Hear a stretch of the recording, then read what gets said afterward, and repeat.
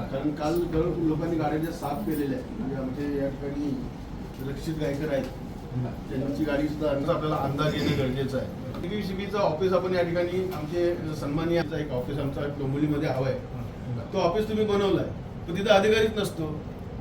तो MRDC आणि डिस्प्लेच्या माध्यमातून हवामानाचा अंदाज आम्हाला कळायला पाहिजे. कारण आज ठिपके जे पडतात ते श्वासातून जर गाडीसारख्या कलरला ते खराब करू शकतात, तर श्वासातून खऱ्या अर्थाने नागरिकांना त्रास होते. म्हणजे तुम्ही लोकांनी खऱ्या अर्थाने MRDCची सुपारी घेतली का, काय लागूळ तामूळ किंवा त्याचं पालकत्व घेतलंय का, असं आता आम्हाला वाटायला लागलं.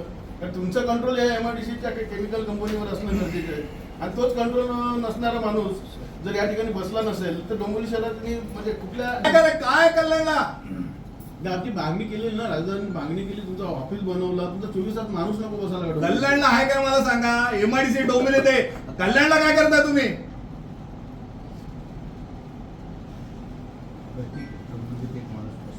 हो ते समाधानापुरता नका सांगू.